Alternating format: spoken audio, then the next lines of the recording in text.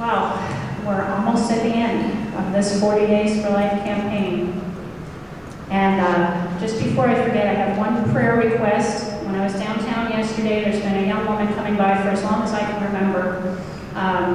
She hasn't always been real pleased with us because sometimes she's come by with a stroller with small children and hasn't been pleased with the graphic signs. But I stand down the sidewalk just a little bit further, and so I get to say hello to a lot of people who are, kind of getting past that. And one day I happened to notice that she was walking rather slowly, and I asked her if she was okay. And she said, well, I'm pregnant and I'm just not feeling real good today. Well, my prayer request for her is yesterday I got to see her. She knew who I was right away. And I spoke to her, asked her how she was doing with her pregnancy, and she said she lost a baby. So, and I got the biggest hug that I've gotten from somebody in a long time just because I've been there, you've been there, caring about people like her. And so would you please pray for Renee before I forget. I was talking to my husband yesterday and saying, this is the closing rally. He was commenting about that and saying, well, why would you call it a closing rally? Aren't rallies something that you do kind of at the start of something, to kind of get people involved? And I said, that's really interesting because what I want to talk about today is where we go from here. And so this is a closing rally. So what we need to do, instead of thinking that this is the end of something, we need to think of this as the beginning of something. Some of you have come and gotten involved in the 40 Days for Life for the very first time. So some of you have come downtown for the first time to pray, or signed up to pray around the clock for the first time about abortion. And so we want to think of this as the beginning of doing something more. Tomorrow, our adversary would like for business as usual to go on in the city of Pittsburgh.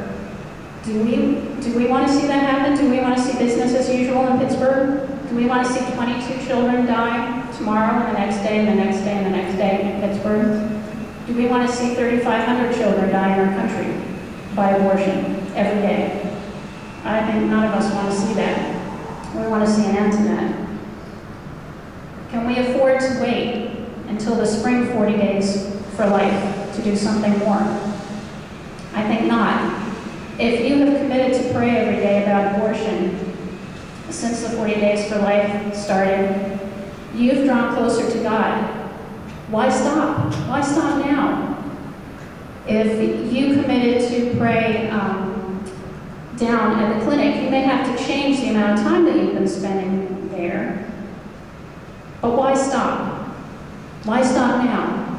What is really going to change that's going to cause you to not come down at all until the next 40 Days for Life? I want to challenge you with the challenge that I challenge myself with. And that is, along with the committing to pray every day, to see an end to abortion, along with continuing to grow closer to the Lord day by day, to do something pro-life every day. That's the challenge I challenge myself with. What can I do today that's pro-life? And it can take a lot of different forms. We have families who have adopted children. Guess what? They do something pro-life every day in raising those children. We can pray every day. But we need to, as outlaws, to say, prayer and action, prayer and action, prayer and action. It's not enough to just pray. What you found out, if you've been praying constantly, is that God speaks to us. The prayer is a two-way conversation. It's not just us praying to Him and asking Him for something, but as we open ourselves to God, we hear from Him and He speaks to us.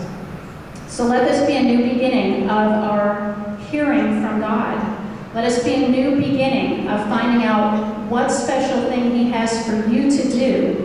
It might be something different every day. Maybe one day it's writing a letter to the editor. The next day it's putting something on Facebook. It might be going down to the clinic one day to pray. It might be organizing your church to have a baby shower to provide for a pregnancy care center. It might be becoming a mentor for young lives, or working with the Gabriel Project, or collecting materials for them. You have special giftings that God has placed in you that we need, that the human race needs. You are special, you have special gifts, and you're needed. Let this be a new beginning of using those gifts for God. Now, we have a lot of people to thank.